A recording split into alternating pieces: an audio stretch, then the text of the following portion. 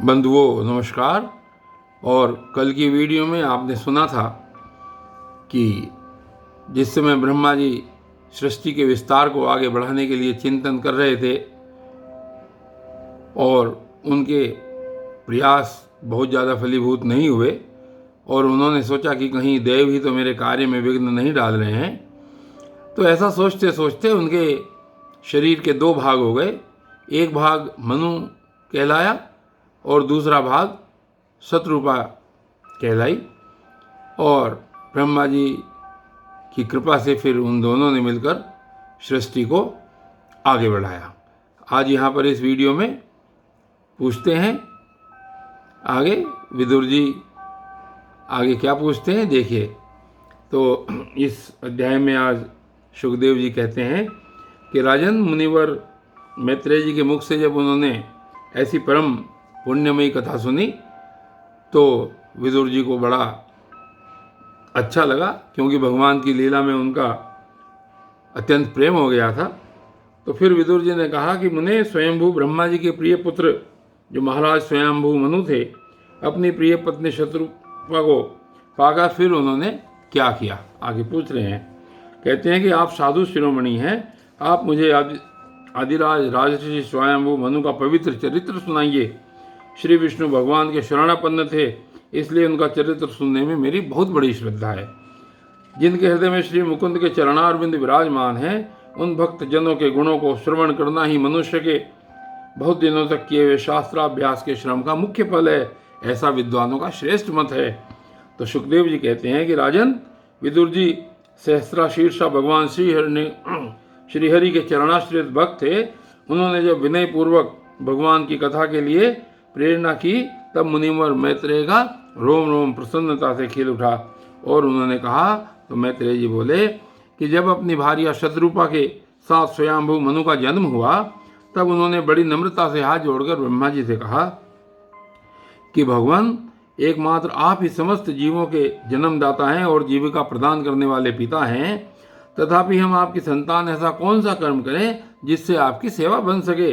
पूज्यपाद, हम आपको नमस्कार करते हैं। हमसे हो सकने योग्य किसी ऐसे कार्य के लिए हमें आज्ञा दीजिए जिससे इस लोक में हमारी सर्वत्र कीर्ति हो और परलोक में हमें सद्गति प्राप्त हो सके। तो ब्रह्मा जी ने फिर कहा अपने पुत्र से, स्वयंभू मनु से, कि तात पृथ्वीपते, तुम दोनों का कल्याण हो। मैं तुमसे बहुत प्रसन्न हूँ, क्योंकि तुमने निष्कपट भाव से मुझे आज्ञा दीजिए यूँ कहकर मुझे आत्मसमर्पण किया है। वीर पुत्रों को अपने पिता की इसी रूप में पूजा करनी चाहिए। उन्हें उचित है कि दूसरों के प्रति ईर्ष्या भाव न रखकर जहाँ तक बन सके आज्ञा का आदर पूर्वक सावधानी से पालन करें। तुम अपनी इस भार्या से अपने ही समान गुणवती संतति उत्पन्न करके धर्म पूर्वक पृथ्वी का पालन करो और योग्यों द्वारा श्रीहरि की आराधना करो। राजन, प्रजा पालन से मेरी बड़ी सेवा होगी और तुम्हें प्रजा का पालन करते देखकर भगवान श्रीहरि भी तुमसे प्रसन्न होंगे। उनका सारा श्रम व्यर्थ ही होता है, क्योंकि वे तो एक प्रकार से आत्मा का ही अनादर करते हैं। जिन पर यज्ञ मूर्ति जनार्दन भगवान प्रसन्न नहीं होते, उनका सारा श्रम व्यर्थ होता है, क्योंकि वे तो एक प्रकार से अपनी आत्मा का ही अनादर करते हैं। तो मनु जी ने फिर कहा कि पाप का नाश करने वाले पिताजी, मैं आपकी आज्ञा का पालन अवश्य करूंगा, किंतु आप इस जगत में मेरे और मेरी भावी प्रजा के रहने के लिए स्थान बतलाइए। देव, सब जीवों का निवास स्थान पृथ्वी इसमें प्रलय के जल में डूबी हुई है। आप इस देवी के उद्धार का प्रयत्न कीजिए। उसके बाद मैत्रेय जी ने कहा कि पृथ्वी को इस प्रकार अथाह जल में डूबी देखकर ब्रह्मा जी बहुत देर तक मन में यह सोचते रहे कि मैं इसको कैसे निकालूं। तो जिस समय मैं लोक रचना में लगा हुआ था, उस समय पृथ्वी जल में डूब जाने से रसातल को चली गई। हम लोग सृष्टि कार्य में नियुक्त हैं, अतः इसके लिए हमें अब क्या करना चाहिए। अब तो जिनके संकल्प मात्र से मेरा जन्म हुआ है, वे सर्वशक्तिमान श्री हरि ही मेरा यह काम पूरा करें। तो निष्पाप विदुर जी को कह रहे हैं मैत्रेय जी कि ब्रह्मा जी इस प्रकार विचार कर ही रहे थे कि उनके नासा छिद्र से अकस्मात अंगूठे के बराबर आकार का एक वराह शिशु निकला। और ये बड़े आश्चर्य की बात यही हुई कि आकाश में खड़ा हुआ है वराह शिशु क्षण भर में हाथी के बराबर हो गया। उस विशाल वराह मूर्ति को देखकर मरीचि आदि मुनिजन, सनकादि और स्वयंभू मनु के सहित श्री ब्रह्मा जी तरह तरह के विचार करने लगे। अहो, शूकर के रूप में आज यह कौन दिव्य प्राणी यहाँ पर आया है, यहाँ प्रकट हुआ है। कैसा आश्चर्य यह है कि यह अभी अभी मेरी नाक से एक अंगूठे के पौर्व के बराबर निकला दिखाई देता था, किंतु एक ही क्षण में एक भारी विशाल शिला के समान हो गया है। अवश्य ही यज्ञ मूर्ति भगवान हम लोगों के मन को मोहित कर रहे हैं। ब्रह्मा जी और उनके पुत्र इस प्रकार सोच ही रहे थे कि भगवान यज्ञ पुरुष पर्वताकार होकर गरजने लगे। सर्वशक्तिमान श्री हरि ने अपनी गर्जना से दिशाओं को प्रतिध्वनित करके ब्रह्मा और श्रेष्ठ ब्राह्मणों को हर्ष से भर दिया और अपना खेद दूर करने वाली माया में वराह भगवान की घुरघुराहट को सुनकर वे जनलोक, तपलोक और सत्यलोक निवासी मुनिगण तीनों वेदों के परम पवित्र मंत्रों से उनकी स्तुति करने लगे। भगवान के स्वरूप का वेदों में विस्तार से वर्णन किया गया है। अतः उन मुनीश्वरों ने जो स्तुति की उस वेद रूप मानकर भगवान बड़े प्रसन्न हुए और एक बार फिर गरज कर देवताओं के हित के लिए गजराज की सी लीला करते हुए जल में घुस गए। पहले वे शुकर रूप भगवान पूंछ उठाकर बड़े वेग से आकाश में उछले और अपनी गर्दन के बालों को फटकार कर खुरों के आघात से बादलों को चितराने लगे। उनका शरीर बड़ा कठोर था, त्वचा पर कड़े कड़े बाल थे, दाढ़ें सफेद थी और नेत्रों से तेज निकल रहा था। उस समय उनकी बड़ी शोभा हो रही थी। भगवान स्वयं यज्ञ पुरुष हैं, तथापि शुकर रूप धारण करने के कारण अपनी नाक से सूंघ सूंघ कर पृथ्वी का पता लगा रहे थे। उनकी दाढ़ें बड़ी कठोर थी। इस प्रकार यद्यपि वे बड़े क्रूर जान पड़ते थे, तथापि अपनी स्तुति करने वाले मरीचि आदि मुनियों की और बड़ी सौम्य दृष्टि से निहारते हुए उन्होंने जल में प्रवेश किया। और जिस समय उनका वज्र में पर्वत के समान कठोर कलेवर जल में गिरा, तब उसके वेग से मानो समुद्र का पेट फट गया हो और उससे बादलों की गड़गड़ाहट के समान भीषण शब्द हुआ। उस समय ऐसा जान पड़ता था मानो अपनी उत्ताल तरंग स्वरूप भुजाओं को उठाकर वह बड़े आर स्वर से हे यज्ञेश्वर मेरी रक्षा करो इस प्रकार पुकार रहा है।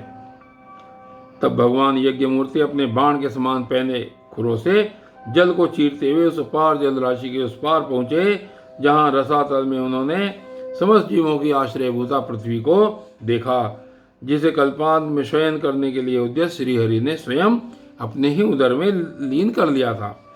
फिर वे जल में डूबी हुई पृथ्वी को अपनी दाढ़ों पर लेकर रसातल से ऊपर आए। उस समय उनकी बड़ी शोभा हो रही थी। जल से बाहर आते समय उनके मार्ग में विघ्न डालने वाले जो महापराक्रमी हिरण्याक्ष थे, हिरण्याक्ष ने जल के भीतर ही उन पर गदा से आक्रमण किया। इससे उनका क्रोध चक्र के समान तीक्ष्ण हो गया और उन्होंने उसे लीला से इस प्रकार मार डाला जैसे सिंह हाथी को मार डालता है।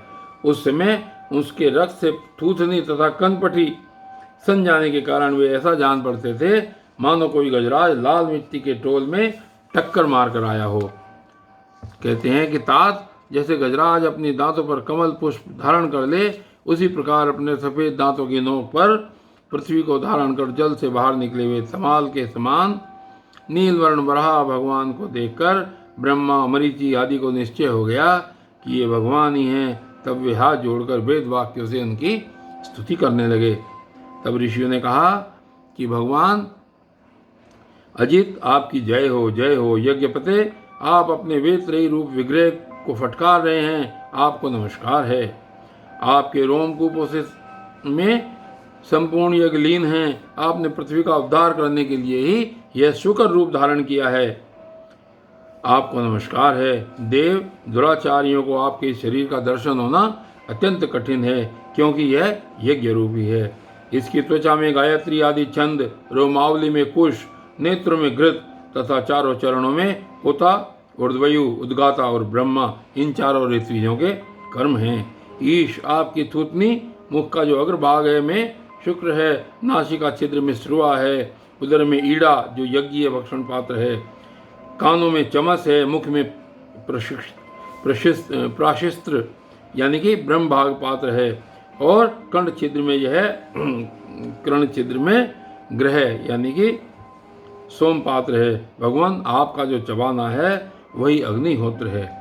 बार बार अवतार लेना यज्ञ स्वरूप आपकी दीक्षणीय इष्टि है। गर्दन उपसद यानी कि 3 इष्टियां हैं। दोनों दाढ़े प्रायणीय दीक्षा के बाद की इष्टि और उदनीय यज्ञ समाप्ति की इष्टि हैं। जिह्वा प्रवृज्ञ प्रत्येक उपसद के पूर्व किया जाने वाला महावीर नामक कर्म है, और सिर सभ्य होम रहित अग्नि और अवस्थय औपास अग्नि है, तथा प्राण चित्ती इष्टकायचन है।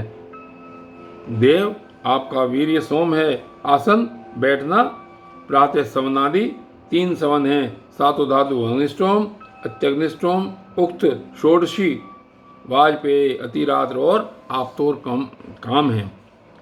ये आपकी इन नाम की आपकी 7 संस्थाएं हैं, और शरीर की संधियां जो संपूर्ण जोड़ हैं, संपूर्ण सत्र हैं। इस प्रकार आप संपूर्ण यज्ञ यानी कि सोम रहित याग और क्रतु सोम सहित याग रूप हैं।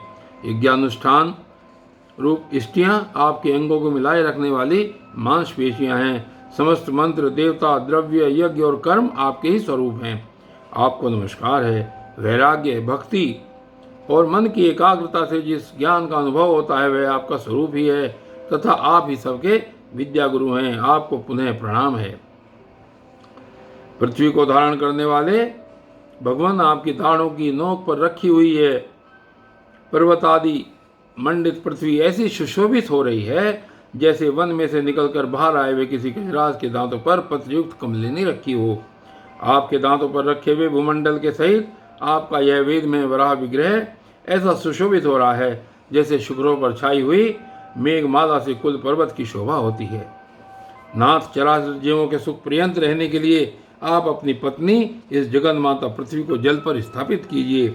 आप जगत के पिता हैं, और अरण्य में अग्नि स्थापन के समान आपने इसमें धारण शक्ति रूप अपना तेज स्थापित किया है। हम आपको और पृथ्वी माता को प्रणाम करते हैं।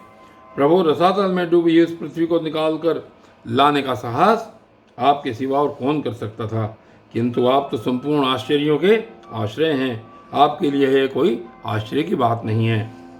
आपने ही तो अपनी माया से इस आश्चर्य में विश्व की स्थापना की है, रचना की है। जब आप अपने वेद में विग्रह को हिलाते हैं तब हमारे ऊपर आपकी गर्दन के बालों से झरती हुई शीतल जल की बूंदें गिरती हैं। ईश, उनसे भीग कर हम जनलोक, तपलोक और सत्य लोक में रहने वाले मुनिजन सर्वथा पवित्र हो जाते हैं। जो पुरुष आपके कर्मों का पार पाना चाहता है अवश्य ही उसकी बुद्धि नष्ट हो गई है, क्योंकि आपके कर्मों का कोई पार पा ही नहीं सकता। आपकी ही योग माया के सत्वादि गुणों से यह सारा जगत मोहित हो रहा है। भगवान, आप इसका कल्याण कीजिए। और श्री मैत्रेय जी कहते हैं, विदुर जी, उन ब्रह्मवादी मुनियों के इस प्रकार स्तुति करने पर सबकी रक्षा करने वाले वराह भगवान ने अपने खुरों से जल को स्तंभित कर उस पर पृथ्वी को स्थापित कर दिया। इस प्रकार रसातल से लीलापूर्वक लाई हुई पृथ्वी को जल पर रखकर वे विश्वक्सेन प्रजापति भगवान श्री हरि अंतर्धान हो गए। विदुर जी भगवान के लीलामय चरित्र अत्यंत कीर्तनीय हैं, तथा उनमें लगी हुई बुद्धि सब प्रकार के पाप तापों को दूर कर देती है। जो पुरुष उनकी इस मंगलमयी मंजुल कथा को भक्ति भाव से सुनता या सुनाता है, उसके प्रति भक्त वत्सल भगवान अंतस्थल से बहुत शीघ्र प्रसन्न हो जाते हैं। भगवान तो सभी कामनाओं को पूर्ण करने में समर्थ हैं, किंतु उनके प्रसन्न होने पर संसार में क्या दुर्लभ है, किंतु उन तुच्छ कामनाओं की आवश्यकता ही क्या है। जो लोग उनका अनन्य भाव से भजन करते हैं उन्हें तो वे अंतर्यामी परमात्मा स्वयं परम पद ही दे देते हैं। अरे, संसार में पशुओं को छोड़कर अपने पुरुषार्थ का सार जानने वाला ऐसा कौन पुरुष होगा जो आवागमन से छुड़ा देने वाली भगवान की प्राचीन कथाओं में से किसी भी अमृतमयी कथा का अपने कर्णपुटों से एक बार पान करके फिर इसकी ओर से मन हटा लेगा। और बंधुओं, आज ये 13वां अध्याय तृतीय स्कंद का आज यहीं तक, और कल आगे की कथा श्रीमद् भागवत की आपके समक्ष फिर प्रस्तुत होगी। तब तक के लिए धन्यवाद।